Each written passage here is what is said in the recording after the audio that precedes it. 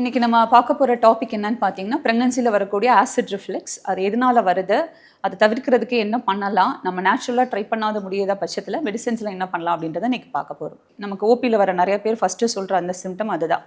என்ன சாப்பிட்டாலும் வயிறு எரியிற மாதிரி இருக்குது, தண்ணி குடிச்சா கூட எரியிற மாதிரி இருக்குது அப்படின்னு சொல்லுவாங்க. இந்த அசிடிட்டி ஆல்மோஸ்ட் ஒரு 99% ஈவன் 100% எல்லா லேடிஸ்க்குமே ப்ரெக்னன்சியில் வருது தான்.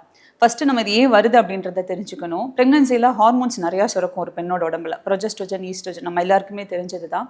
இந்த ப்ரொஜெஸ்ட்ரோஜன் ஹார்மோன்ஸ் உடம்போட ஸ்மூத் மசில்ஸ், அதாவது நம்மளோட தசை பகுதிகளை, குடலோட தசை பகுதிகளை கொஞ்சம் ரிலாக்ஸ் பண்ணிடும்.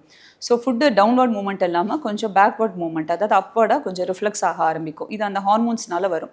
ப்ரெக்னன்சியில் இந்த ப்ரொஜெஸ்ட்ரோஜன் ஹார்மோனோட செக்ரீஷன் அளவுக்கு கொஞ்சம் அதிகமாக செக்ரீட் ஆகும். ரெண்டாவது ஈஸ்ட்ரோஜன்கிற ஹார்மோன். ஈஸ்ட்ரோஜன் ப்ரெக்னன்சியில் அந்த ஸ்டொமக்கில் சுரக்கக்கூடிய ஆசிட் ப்ரொடக்ஷனை கொஞ்சம் அதிகமாகும். ஸோ இது ரெண்டு ஹார்மோன்ஸும் கொஞ்சம் அதிகமாகனால ப்ரெக்னன்சியில் ஃபிசியாலஜிக்கலாகவே லைட்டாக கொஞ்சம் அசிடிட்டி வரும். இது ஃபிசியாலஜிக்கலாக நடக்கிற ஹார்மோன் மாற்றம். இது இல்லாமல் என்ன நடக்குது உடம்புல அப்படின்னா, மெக்கானிக்கலாக ஒரு யூட்ரஸ் பெருசாக அது குடலில் மற்ற பகுதிகள் எல்லாம் அழுத்தும். ஸோ ஃபுட்டு கீழே இறைப்பையிலேருந்து மேலே அந்த குடல் பகுதிக்கு, ஈசோஃபெகஸ்னு சொல்லக்கூடிய அந்த குடலுக்கு ரிஃப்ளெக்ஸ் ஆக ஆரம்பிக்கும். அண்ட் ப்ரெக்னன்சியில் நிறைய விமனுக்கு கான்ஸ்டிபேஷன் இருக்கும். இதுவும் யூட்ரஸோட ப்ரெஷர்னால தான். ஸோ ஃபுட்டு கீழே இறங்காத, ஸோ மேலே லைட்டான ஒரு ரிஃப்ளெக்ஸ் இருந்துகிட்டே இருக்கும். அண்ட் ஈசோஃபேகியல் ஸ்பின்ச்சர்னு சொல்லுவோம். நம்மளோட இறைப்பைக்கும் மேலே இருக்க அந்த குடல் வால் ரெண்டுக்கும் இடையில இருக்கக்கூடிய ஒரு ஸ்பின்ச்சர். அது ஃபுட்டை மேலே ரிஃப்ளெக்ஸ் ஆகாமல் இருக்கிறதுக்கு ஹெல்ப் பண்ணும். ஒரு சில பேருக்கு இந்த ஸ்பின்ச்சர், ஒரு சில பேருக்கு இல்லை, ப்ரெக்னன்சியில் நிறையா பேருக்கு இந்த ஸ்பின்ச்சர்ஸ் கொஞ்சம் ரிலாக்ஸ்டாக இருக்கும்.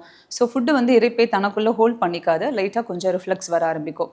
இது ஃபிசியாலஜிக்கல் அண்ட் மெக்கானிக்கல். இது இல்லாமல் வேறு சில காரணங்களும் இருக்குது. ப்ரெக்னன்சியில் யூஸ்வலாக ஹார்மோன்ஸோட மாற்றத்தினால லேடிஸ்க்கு ஃபுட் கிரேவிங்ஸ் ஜாஸ்தியாக இருக்கும். அதாவது எதாவது சாப்பிட்டுட்டே இருக்கணும், வித்தியாசமாக ஏதாவது ஃபுட்ஸை ட்ரை பண்ணணும் அப்படின்ற இன்டென்சிட்டி வரும்.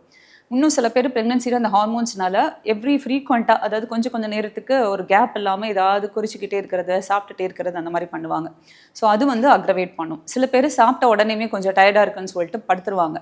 இன்னும் சில பேர் ப்ரெக்னன்சியோட அந்த ப்ரெஷர் சிம்டம்னால மூவ்மெண்ட்ஸ் பெருசாக இருக்காது. ஸோ இது எல்லாம் சேர்ந்து இந்த அசிடிட்டி ப்ராப்ளமை கொஞ்சம் அதிகப்படுத்தி நமக்கு காமிக்கும். இன்னும் ப்ரெக்னன்சியில் சில பேருக்கு ப்ரெக்னன்சி பற்றி ஸ்ட்ரெஸ்ஸு, ஆங்ஸைட்டி, கவலைகள், இல்லை எதுவாக இருக்கலாம், ப்ரெஷரு, ப்ராப்பராக ரெஸ்ட் இல்லாமல் இருக்கிறது, ஒர்க் ப்ரெஷரு கூட இருக்கலாம். இதுவும் ப்ரெக்னன்சியில் வர அசிடிட்டியை கொஞ்சம் அதிகப்படுத்தும். சிலருக்கு ஏற்கனவே அசிடிட்டி ப்ராப்ளம் இருக்கும், ஜிஆர்டின்னு சொல்லுவோம், கேஸ்ட்ரோ ஈசோஃபேகியல் ரிஃப்ளெக்ஸ் டிசீஸ்னு ஏற்கனவே இருக்கும். அவங்களுக்கு அந்த பிரச்சனை இன்னும் கொஞ்சம் அதிகமாகும். இது கம்ப்ளீட்டாக நம்மளால் அவாய்ட் பண்ண முடியினாலும் சின்ன சின்ன சேஞ்சஸ் நம்ம லைஃப் ஸ்டைலில் கொண்டு வந்தோம்னா இதை ஓரளவுக்கு இதோட இன்டென்சிட்டியை நம்மளால் கம்மி பண்ண முடியும். ஃபுட்டை கம்மியான குவான்டிட்டியில், ஸ்மால் ஃப்ரீக்வெண்ட் மீல்ஸ்னு சொல்லுவோம், கொஞ்சம் கேப் போட்டு கம்மியான குவான்டிட்டியில் எடுக்கலாம். அண்ட் ட்ரிகரிங் ஃபுட்ஸ்னு சொல்லுவோம், ரொம்ப ஸ்பைசி லெவல்ஸ், மசாலா ஐட்டங்கள் ஜாஸ்தியாக சாப்பிட்றது, பொரிச்ச உணவுகளை ஜாஸ்தியாக சாப்பிட்றது, ஃபேட் கண்டென்ட் நிறையா, கொழுப்பு பதார்த்தங்களை நிறையா சாப்பிட்றது, அவுட் சைட் ஃபுட்ஸை இல்லை அன்டைமில் சாப்பிட்றது, இதெல்லாம் நீங்கள் கொஞ்சம் அவாய்ட் பண்ணிக்கலாம். அண்ட் அல்கலைன் ஃபுட்ஸை நிறைய ஃபுட்டில் சேர்த்துக்கலாம். அதாவது நிறைய ஃப்ரூட்ஸு, வெஜிடபிள்ஸு, ஆனால் அது எல்லாத்தையும் அப்படியே ஃப்ரூட்ஸாக அந்த மாதிரி சாப்பிடணும். பட் சில ஃப்ரூட்ஸ், சிட்ரஸ் ஃப்ரூட்ஸ் அசிடிட்டி நமக்கு கொஞ்சம் அதிகப்படுத்தும். ஸோ அந்த மாதிரி ஃப்ரூட்ஸை கொஞ்சம் அவாய்ட் பண்ணிக்கணும். சாப்பிட்ட உடனே போய் படுத்துடக்கூடாது, ஒரு கேப் கொடுக்கணும். குறைஞ்சது சாப்பிட்ட உடனே மத்தியானம் போய் நான் ரெஸ்ட் எடுக்கிறேன் அந்த மாதிரி பண்ணணும் அப்படின்னு நினைக்கிறவங்க ஒரு 1/2 hour to 1 hour கேப் கொடுக்கணும். Especially night food. நைட்டு குறைஞ்சது ஒரு 8க்கு முன்னாடியாவது அட்லீஸ்ட் உங்களோட டின்னரை முடிச்சுட்டு அதுலேருந்து ஒரு 2-3 hours ஆகுது நீங்கள் அவேக்காக இருக்கிற மாதிரி நீங்கள் பார்த்துக்கணும். இது மட்டும் இல்லாமல் நீங்கள் தண்ணி இன்டேக்கும் நிறையா எடுத்துக்கணும். குறைஞ்சது 3-4 liters ஆகுது வாட்டர் இன்டேக் நீங்கள் எடுத்துக்கணும்.